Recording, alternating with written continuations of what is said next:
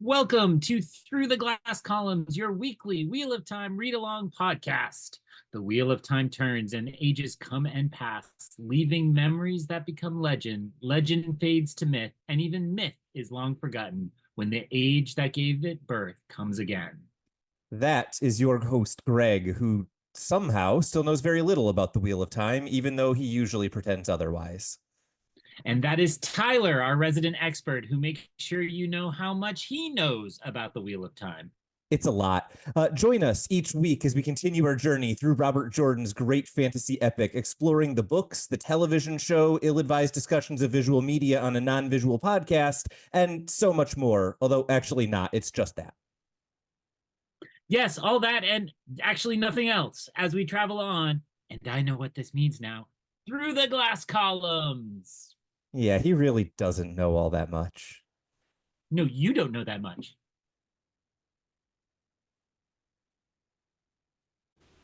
Hi there! You found your way back to Through the Glass Columns, your weekly read-along Wheel of Time podcast. My friends, we are now deep into Book 7, A Crown of Swords, and we are here today to discuss two fantastic chapters called Chapter 13, The Bowl of Winds, and Chapter 14, The White Plumes.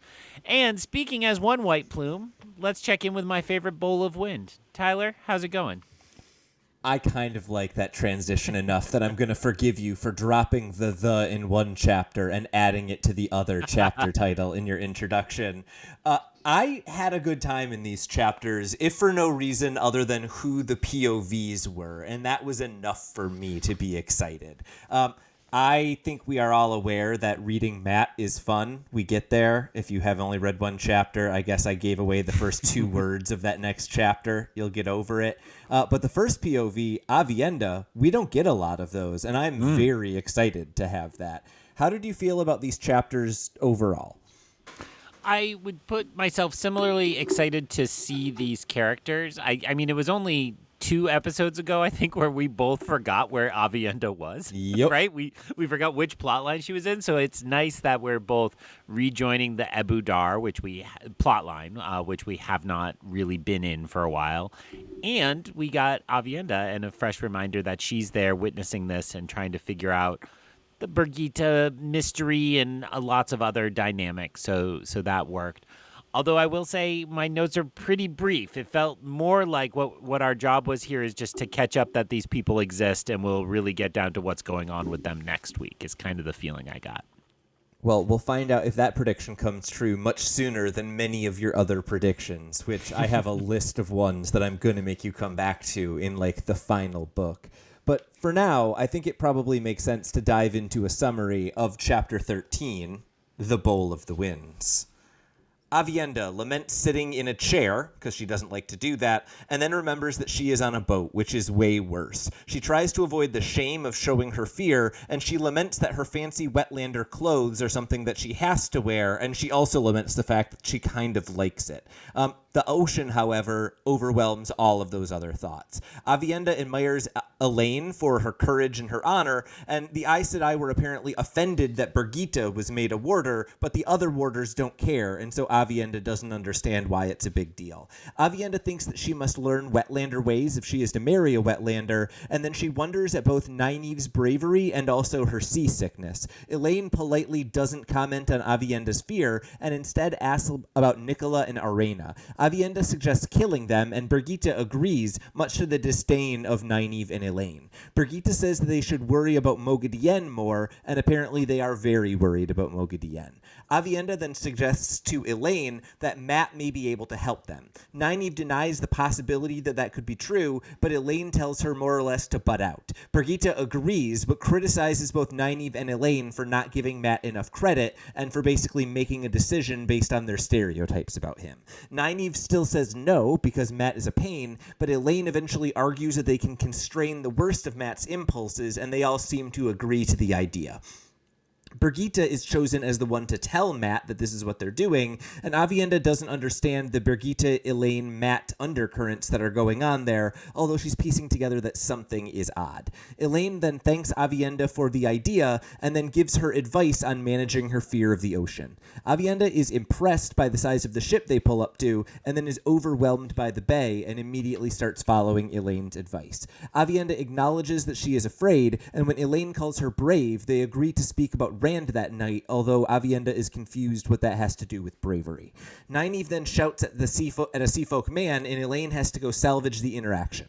Elayne mentions the Windfinders, which sends the man running, and Nynaeve criticizes her for giving away the secret, and Aviendha laughs at Nynaeve and her handling of the situation. The women are then lifted one by one onto the ship, and they are greeted by a group of high-ranking seafolk. They are inspected by Nesta Din Reyes, seemingly something like a queen to the seafolk, and Nynaeve replies to her questions angrily, and Elayne once again needs to salvage the situation. They make introductions, and Elayne asks about Rand and also about getting help from a Windfinder.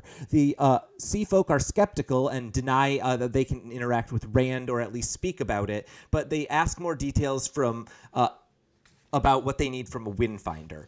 Elayne tells them the truth, that they need a Windfinder to work a ter'angreal, and the seafolk identify the ter'angreal as the bowl of the winds, and they seem awed by the possibility. Nesta then says that this is a bargain and begins bargaining with the Aes Sedai. At the same time, seafolk speak with both Birgitte and Aviendha then catches snippets of the other conversations while denying some very crazy stories about the Aiel. She begins to be worried that that Elayne and Nynaeve are not up for the negotiation, and then she begins to feel sick, realizing that she caused all of this by suggesting that they go to see the seafolk, and she realizes she may have made things much worse than they were before.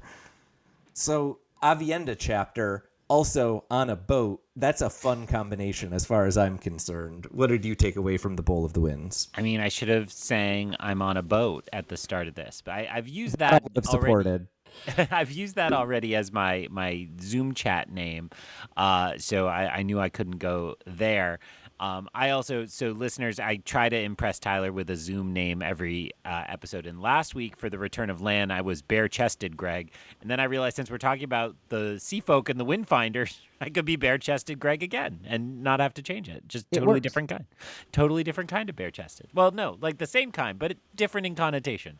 So I thought this was really a catch-up chapter. And, you know, it's funny because I think these are needed, and I've said this before. I try to be patient. If somebody was reading these as they came out, and 2 years ago they got to the end of the Abu Dar plot line, he can't even remember the country, and he's complaining about the reminder. But they would refresh our memory on who's there, what are the dynamics, and a little bit of who knows what and who doesn't know what, and why is that interesting, and so on.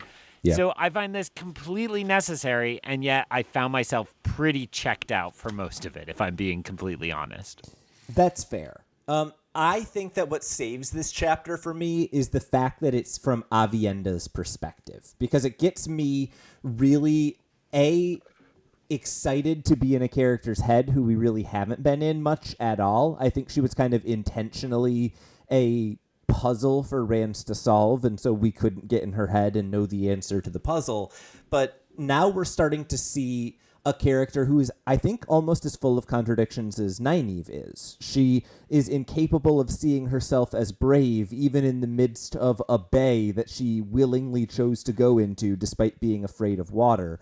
And I thought that kind of seeing her piece together dynamics that we understand at the same time that she really underestimates her own kind of strength, I thought really works to establish what kind of narrator she's going to be as we read the rest of the chapter.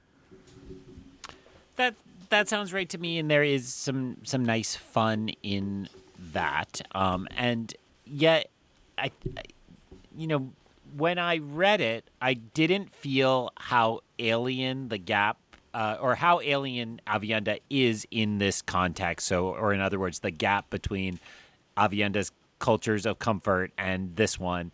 And yet, as you summarized it, there are lots of those beats, right? The Yeah. clothes, the sitting in a chair, the being on a bay, all of those kind of add up.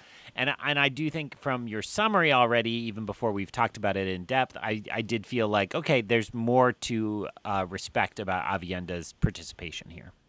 Yeah, and I think that I'm in a unique position in that I'm not sure how many people have Avienda on their like Mount Rushmore of Wheel of Time characters, but I do. And so for me, I maybe wasn't as enamored with Avienda as I am now at this point in the series. I probably for the first time read this and was like, oh, cool, Avienda perspective, and then was curious about the sea folk. Looking back on it now, this is kind of our first chance to get in this character's head, who I really love. And I think that really colors a lot of the way that I read this chapter now. So as a first-time reader, I'm kind of curious. You mentioned it didn't seem kind of to intrude how much this was different than what she had expected. Were there any moments about being in Avienda's perspective that you felt you were glad you were in her perspective instead of someone else's throughout this chapter? Or was it kind of purely the first time she's there that's exciting? Well, and don't assume I remembered that we don't get her perspective that often. Fair. But I will say, in general, I think I appreciated it as a device. I mean, it's the Holmes-Watson dynamic, right? It's like we have somebody learning about these things as our narrator so that as she says them, we're reminded without it being kind of this unnatural dialogue of, hi, now I've figured out this thing I've always known and remembered, right? Yeah. It's kind of built that way. So I think I appreciated its construction as a device more than I did like, wow, I'm learning a lot about Avienda. Absolutely fair. What did you learn about Birgitta in this chapter? Because I thought this was kind of a fun Birgitta chapter. We get the hints early on that she has been more or less rejected by the other Aes Sedai, but all of the other warders are totally cool with her being a warder. And then the way that she and Elayne interact early on in this chapter is very interesting. It's no longer the like adversarial push and pull that we were seeing when they were in the caravan with the circus together, but it feels like Birgitta is kind of learning that she can just say no a decent amount of time and disagree with Elayne, and it's not that big of a problem. Yeah. Well, and this is going to sound like I'm dodging your question, but I was actually a little more interested in kind of conceiving of them as a group of three than the pair of them, right? Okay, and your summary reminded us that Elayne and Nynaeve are like Goofus and Gallant, right? Yeah. So it would be Nynaeve and Elayne are like Goofus and Gallant. And so I think I kind of triangulated Birgitta as kind of in the middle of that.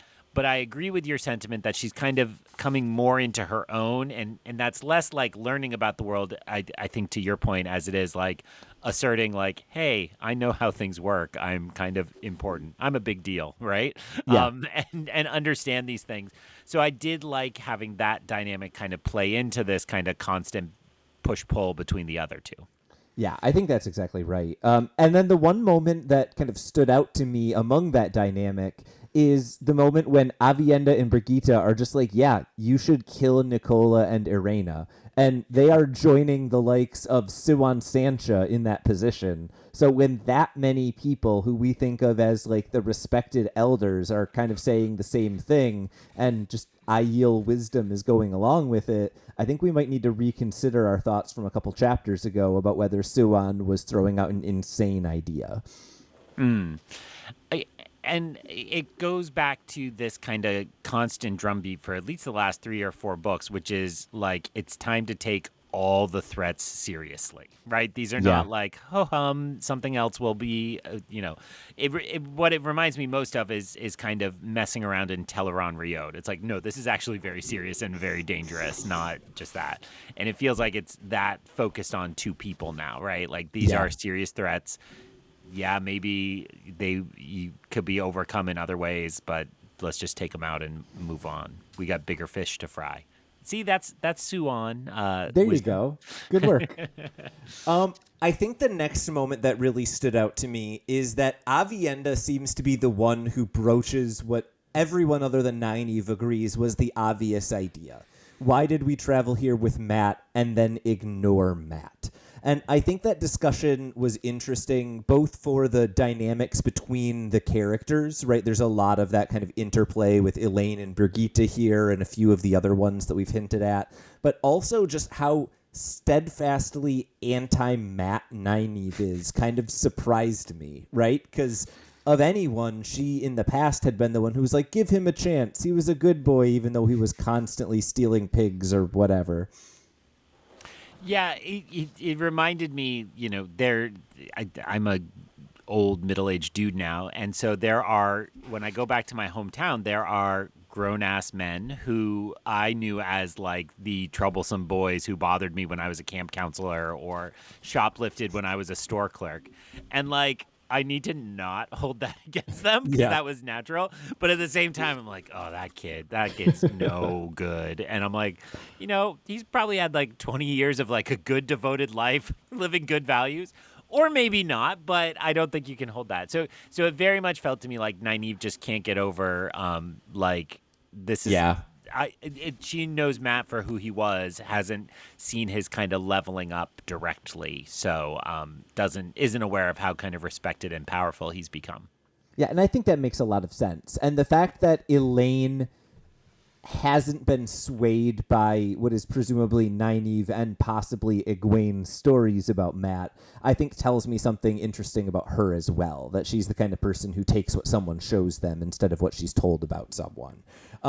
I think then the one other thing I wanted to highlight in that conversation is the fact that Aviendha has no idea why Birgitte is so squirrely about the idea of talking to Mat, but she can definitely tell that there's something weird between those characters. And watching an outsider try to figure it out was fun, even if no real progress was made. Well, and, we were recently told by a devoted listener that we taught them the concept of dramatic irony, which I enjoy because I don't get to teach literature and literary concepts that often. But it's kind of this delicious little bit of dramatic irony where we both know the real answer, and it's like there's no way you could guess, right? Like you're thinking like, oh, they once slept together or something like that, and it's like, oh no, she's the spirit he invoked from a mystical horn. So it's just kind of delicious and fun. It is way funnier when you explain it that way. Thank you for doing so. I think the only other thing that I have here until they kind of arrive at the ship basically is there's some really interesting interplay between Elayne and Aviendha where they are clearly taking the sister wife thing very seriously. They're referring to each other as near sister, and it's clear that Elayne is kind of picking up on some social cues from Aviendha, and even though she doesn't quite understand it, she's kind of dancing around acknowledging Aviendha's fear in a way that Giotto would kind of be very happy was taking place. So I just was curious your thoughts on that kind of evolving dynamic. They say they're going to talk about Rand, so presumably that has been at a standstill for a while. But other than that key piece, it seems like their relationship is really evolving. Well, I found myself tracing back, and it was kind of like this originally was Aviendha go keep Rand pure for Elayne, and then that had to, right? Exactly, roughly. Yeah. So then that had to evolve when Aviendha, feels like when Dick Cheney headed up the committee to go pick a vice president, he picked Dick Cheney. Yeah. But it feels like, she was the one who then didn't there. So it could be a source of conflict, and given that it's Robert Jordan, I wouldn't trust him to do two women fighting over a man in a particularly deft way. So I think this is the better choice, just have them both accept it and understand that there are larger forces at work. And so, I imagine that will be a fun talk when it eventually happens, but it kind of works to just have them going with it for now.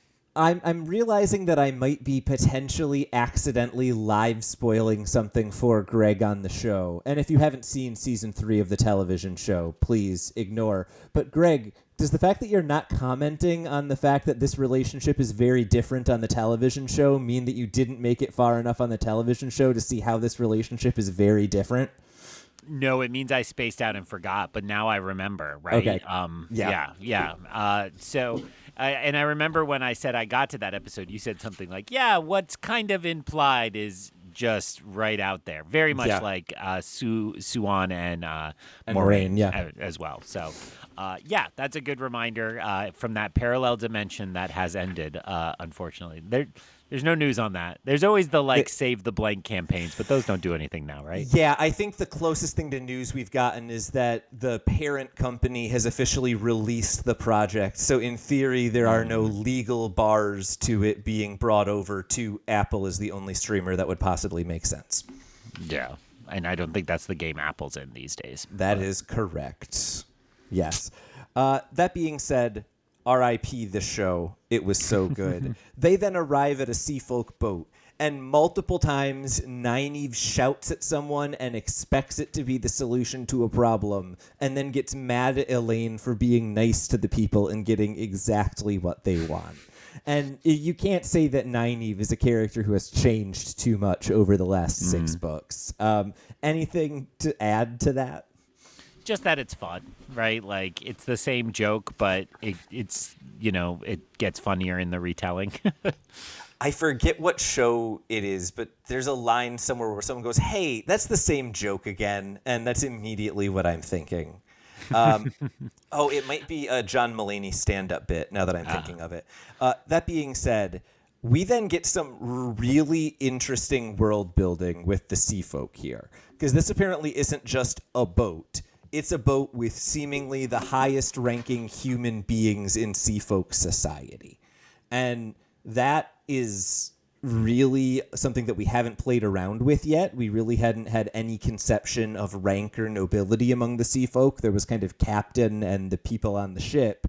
And the way that this kind of quickly turns from a discussion about what they're there for into awe about the Bowl of the Winds into negotiation, I'm kind of curious your take on the characters we meet, and then obviously the crazy stuff that happens mostly off screen.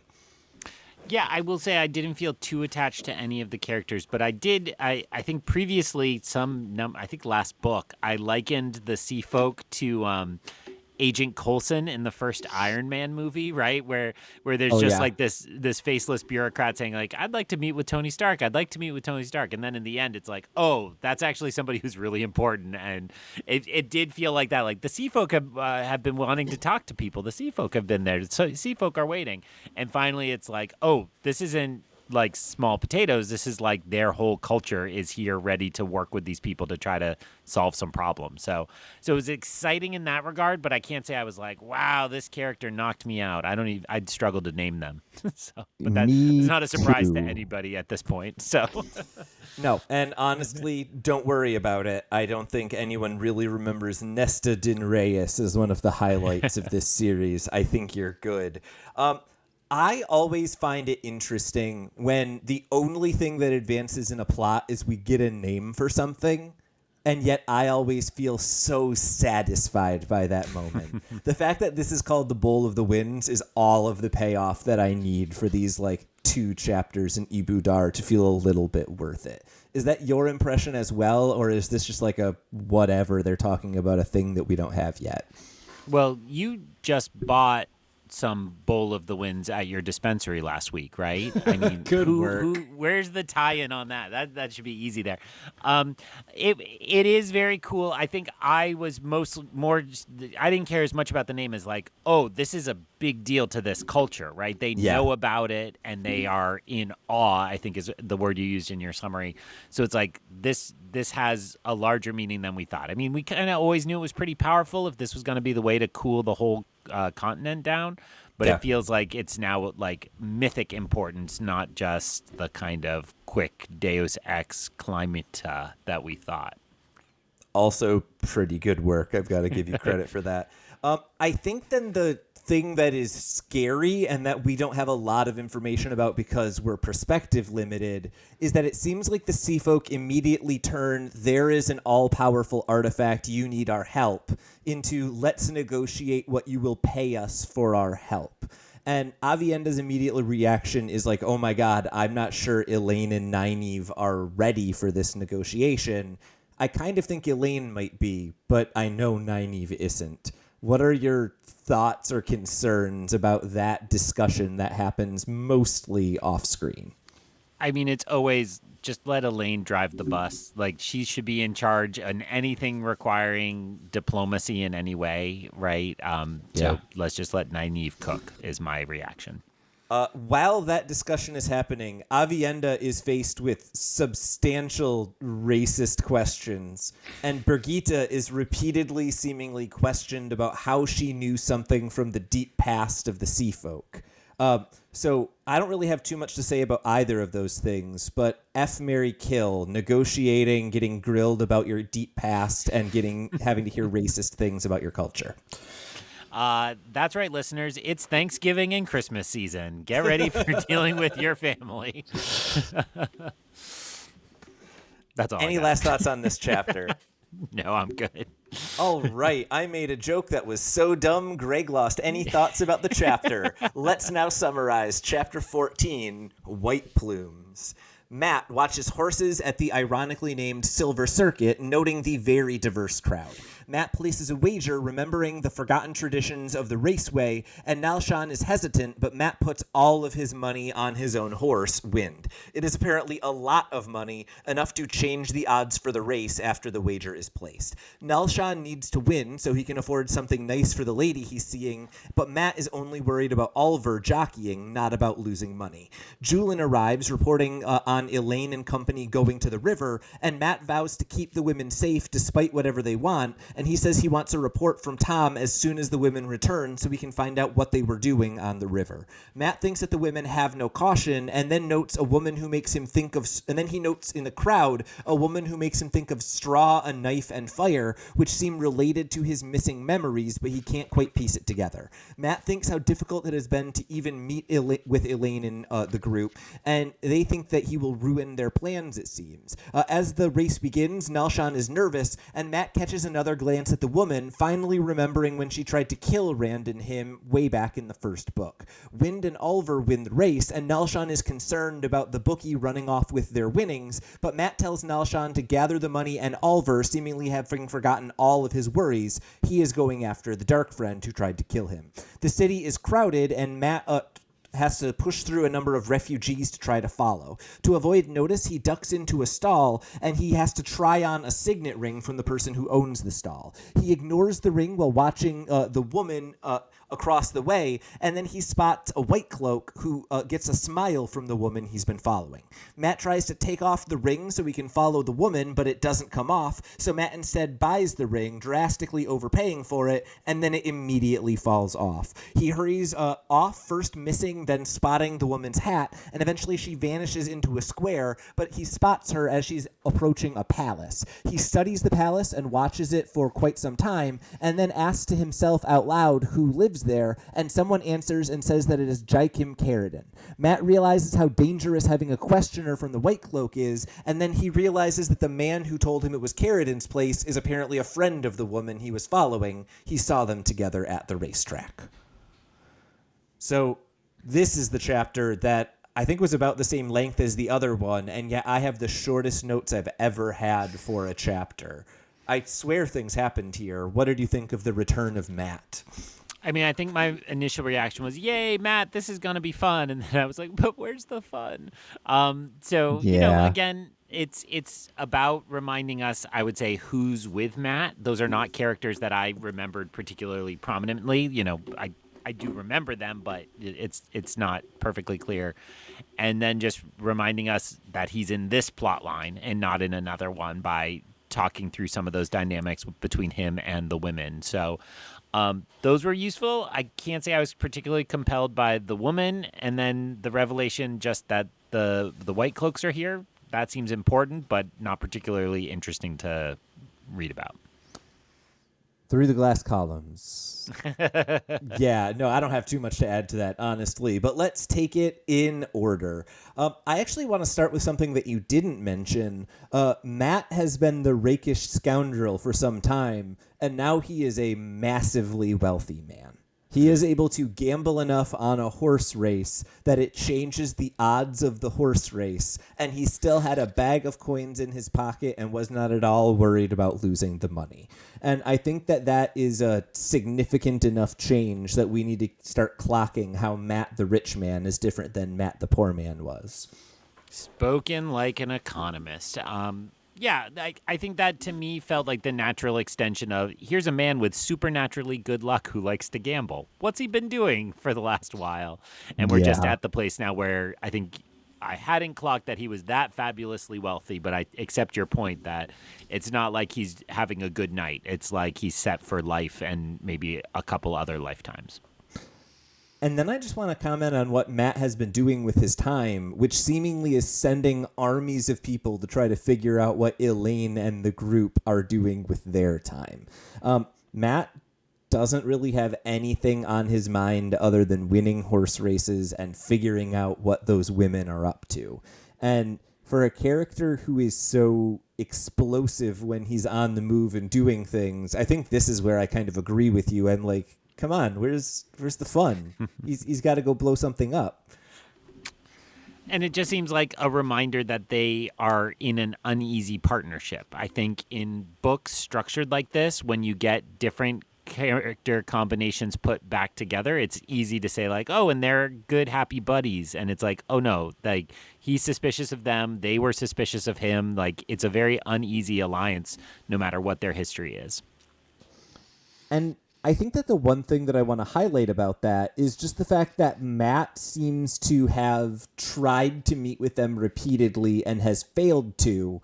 And so this kind of puts a different spin on the conversation in the previous chapter, where once we know how hard Mat has been working to meet up with these women, it's no longer a conversation about, hey, should we involve Mat? It's more a conversation of like, should we actively stop trying to subvert Mat's plans? And I don't know that that needs too much more comment, but I think it's worth highlighting how much this chapter kind of changes the framing of the way even Aviendha, the most pro-Mat, was thinking about that conversation.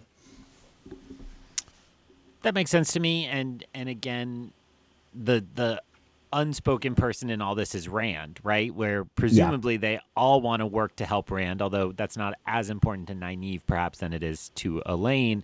And yet it doesn't seem like anybody understands how they do that in service of their own needs either. Yeah, no, and I think that's exactly right. This is a group that is now so split off from kind of the main plot, if you will, that it's a little bit hard to figure out what anyone is doing there other than like the big thing. And so anything that's not going to get the bowl of the winds, everyone feels a little kind of off kilter, and I don't know what they're going to do otherwise.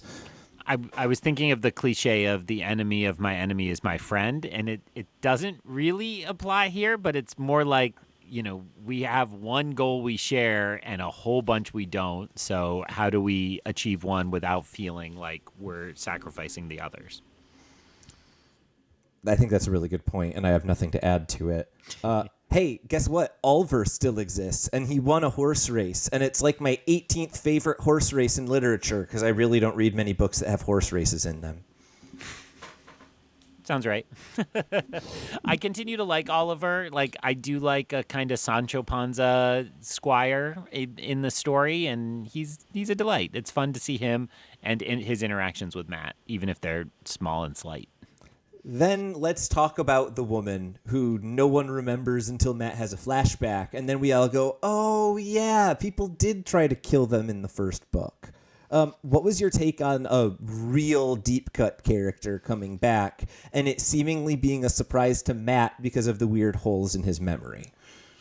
And this would be, I think this might have been explicit in the chapter, but I still didn't catch it. This would be when they were in Camelin and they had split off after the Shadow City, the Rand and Mat together. The only thing that's incorrect about that is they were on their way to Camelin, not yet in Camelin. But yeah, you got it nail on the head. So that part of the first book, and I mean, it also was just a reminder. We talk so much about Mat and his old memories. It's like, oh, I forget how he was kind of possessed for a book too, right? Yeah. And so it's like a reminder that he's been through a lot. And like, okay, so that woman's back.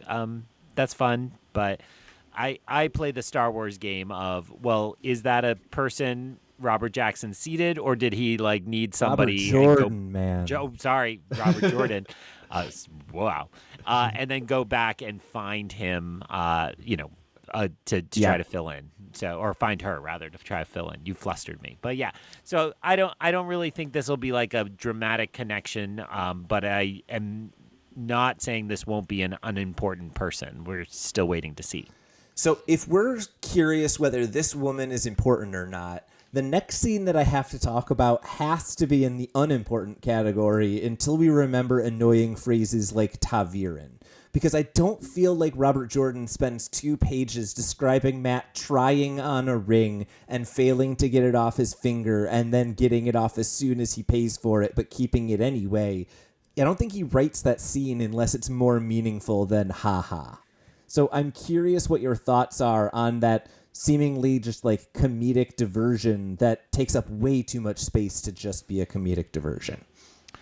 My mind went more to magic and artifact than it did to Viren, but I accept the point. This feels like it is not just a ha-ha moment. I mean, I'm waiting to hear what kind of Terran Grial this is, or, what kind of artifact. Other than that, there's a fun little chase scene that probably could have had the Benny Hill theme over it, as Mat has to repeatedly like climb up on things to see the woman in the fancy hat. Any thoughts on that before he arrives at a palace and looks at it for a bit? I mean, it's the closest we get to Mat fun, but it wasn't tense enough for me to think it was ever in danger that he wasn't going to just figure out where the woman went at any given moment.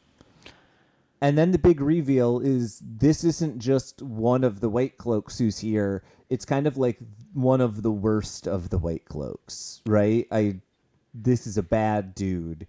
And him being in town, I think there is one moment where Mat has to remind himself that the Whitecloaks don't just come after dark friends. They think that Aes Sedai are dark friends. And so having Whitecloaks in town is very dangerous for the people Mat is trying to keep safe. Sounds to me like Ebu Dar has become a powder keg just waiting to explode. How many clicks from the top of the... I forgot the word for a roller coaster, but that's the joke I was making. I got there. So, yeah, I mean, this sounds like trouble, and I am still not enthralled with either of these chapters in particular, but I feel like they're building to a resolution of this plot one way or the other, and I'm here for the powder keg to explode. I have one more thought here, which I've kind of been dancing around for a few weeks, and I haven't figured out where to put it, and it's only a 35-minute podcast so far, so let's add 2 minutes to it. I have a theory about this book that I'm curious, now that we're a decent ways into it, whether you agree with this theory. For the record, I have no evidence of this theory other than it sounds right to me. I have always thought that this book was set up weird compared to all of the other Wheel of Time books, especially since it picks up so quickly after the end of book 6. My theory has always been that Robert Jordan wanted to do the same kind of big event double tap that he had done for the previous couple books again, where in book 6 his plan was to have Dumais Wells be the 3/4 of the way through climax, and then to have this entire book be the second bigger climax. And then he got to Dumais Wells and was like, oh my God, this is a 1,000-page book. I guess we'll just call that the end and write another book about the other stuff. And I think one of my biggest pieces of evidence of that is the fact that most of the plot lines have like a hitch in the middle, right? Rand has Dumais Wells and then he picks up in this book. And the same thing happens with Egwene, right? She becomes the Merlin and then it's kind of a slowdown until we build into this book. The Ebu Dar plot line is so weirdly set up across 2 books. I can think of no explanation other than it was all supposed to be one book. How do you feel about that theory, and does it fit your reading thus far? I like that theory, and it does fit, because I was just kind of thumbing through my book. You know, by the end of next week, we'll be pretty much at 50%. I think just barely shy, and I would classify this as not much has happened. So I like that idea. So I've talked a lot before. I like Milton a lot, and Milton has within his epic, he has the war in heaven, and then all the demons fall. And so Paradise Lost, Milton's epic, actually begins with all the demons waking up in the Stygian plane of hell, being like, whoa, man, like, what just happened? Like, did we lose a war with God and fall forever? And I've always loved that moment as, like, symbolic of, like, in literature when something so cataclysmic happens that you really just have to deal with the fallout. And it doesn't totally make sense to deal with one and then the other. But this does feel like these characters are just waking up and they're kind of like, whoa, man, did all that stuff just happen? Like, did that happen at Duma as well? Was Rand really kidnapped? Was Egwene really raised to Amerlin Sea? Like, was that all a dream or we're here? And then I completely agree with you that Abu Dar, it's like, let's just pause, right? Like, there was no big fallout. There was no waking up on the Stygian plane. It's just like, oh, crap. Like, we also have stuff continuing to go on, right? Well, I just recently watched Empire Strikes Back because it happens fairly frequently. Because it's incredible. And I do always like when you piece together that the two plot lines in that movie don't seem to be happening on the same time scale. They do not make any sense together. Either Han and Leia were stuck in the asteroid field on the Millennium Falcon for months and months, or Luke trained with Yoda for like half a day and then went off again. So it really doesn't work kind of conjoined, and it feels a little like that here, right? Like, not much has happened here to fill time. We get the explanation that they just have to slowly piece together this. They're on like a slow noir plot build on a mystery, whereas everybody else is in a big epic. So I don't know. I'm curious to see how it goes. I just alluded to it, but we are moving into 3 chapters next week. I don't know if you wanted a chance at your own question, but here we go. No, please, just go. So chapter 15, Insects. Chapter 16, A Touch on the Cheek. And chapter 17, The Triumph of Logic. Pausing to make sure I got that right. And that, in my book, does take us... it's a longer week. You'll see that there's a very short chapter in the mix there as part of why it's 3. But that gets us to about 350 in my 740-page edition. So we'll call it almost halfway. We'll get to halfway the week after that. So I'm curious to see, are we at the top of a roller coaster and it's going to be a race to the finish? Or is this just going to continue to be that slow burn like a bowl of wind? Speaking of bowl of winds, Tyler's got to get out of here and go smoke. Have a good night, everybody, through the glass columns. So ends another episode of Through the Glass Columns. We thank you for joining us and continuing with us on our quest to cover all of the Wheel of Time in our own sweet time. This podcast features original content developed by Tylor Orm and Greg Cass and is not in any way affiliated with, associated with, or condoned by the Robert Jordan Estate, Tor Fantasy, Amazon, or our wives. All content is intended for entertainment and educational purposes only. If you're enjoying this podcast, please seek out the books from your local bookshop or library and join us as we continue our journey. If you'd like to contact us to share your thoughts or give feedback, find us on Instagram or Threads by searching Through the Glass Columns. Thank you once again for being a part of this community. If you're enjoying the show, please subscribe, leave us a review wherever you are listening, and recommend this show on your social media to help us grow our community. We look forward to welcoming you back next time on Through the Glass Columns.